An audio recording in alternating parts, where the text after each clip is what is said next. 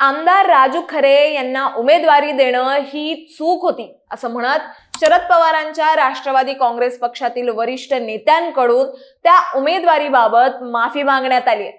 पक्षातील वरिष्ठ नेत्यांची नाराजी लक्षात घेता महाराष्ट्राच्या राजकारणात सध्या एक नवीनच वादळ उठलंय असं दिसतंय।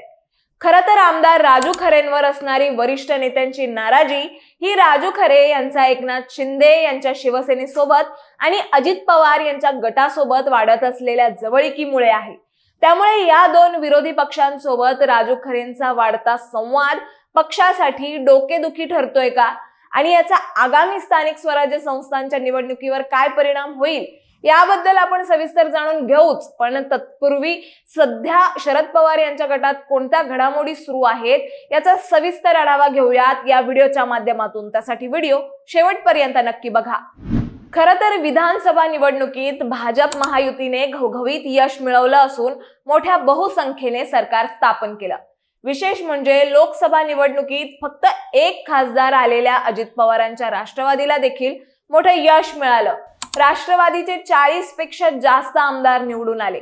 मात्र दुसरीकडे शरद पवारांच्या राष्ट्रवादी काँग्रेस पक्षाला विधानसभा निवडणुकीत म्हणावं तसं यश आलं नाही। शरद पवारांचे फक्त 10च आमदार विजयी झाले असून सोलापूर जिल्ह्यातील मोहोळमध्ये अजित पवारांच्या उमेदवाराचा पराभव करत राजू खरे निवडून आले होते। मात्र राजू खरे निवडून आल्यापासून त्यांची जवळीक ही शिंदेंच्या शिवसेना पक्षासोबत दिसून येते। तर काही दिवसांपूर्वी अजित पवारांसोबतही त्यांच्या जाहिराती झळकल्या होत्या। त्यावरून आता शरद पवारांच्या राष्ट्रवादीत आमदार राजू खरेंबाबत नाराजी असल्याचं समोर आलंय आणि म्हणूनच शरद पवारांच्या राष्ट्रवादी काँग्रेस पक्षाची उमेदवारी राजू खरे यांना देणं ही आमची चूक होती असं म्हणत पक्षातील वरिष्ठ नेत्यांकडून त्या उमेदवारीबाबत माफी मागण्यात आली। एवढाच नाही तर शरद पवारांच्या पक्षाच्या मोहोळ विधानसभा मतदारसंघातील पदाधिकाऱ्यांनी देखील राजू खरे यांच्या बाबत नाराजी व्यक्त करत त्यांच्या उमेदवारीबाबत माफी मागितली।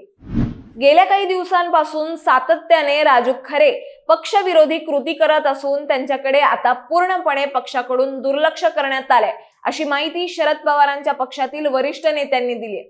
पक्षविरोधी कारवाई म्हणजे अगदीच अजित पवार आणि एकनाथ शिंदे यांचा उघडपणे प्रचार करताना आमदार राजू खरे पाहायला मिळाले होते। त्याचबरोबर त्यांनी निवडणुकीनंतर शिंदे गटाच्या नेत्यांशी सतत संपर्क ठेवलाय।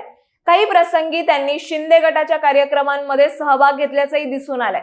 यामुळे शरद पवार गटातील कार्यकर्त्यांमध्ये संभ्रम आणि असंतोष निर्माण झालाय। हे तर काहीच नाही, काही दिवसांपूर्वी राजू खरे यांच्या जाहिरातींमध्ये अजित पवार यांच्या गटाचे घड्याळ हे चिन्ह वापरण्यात आलं होतं।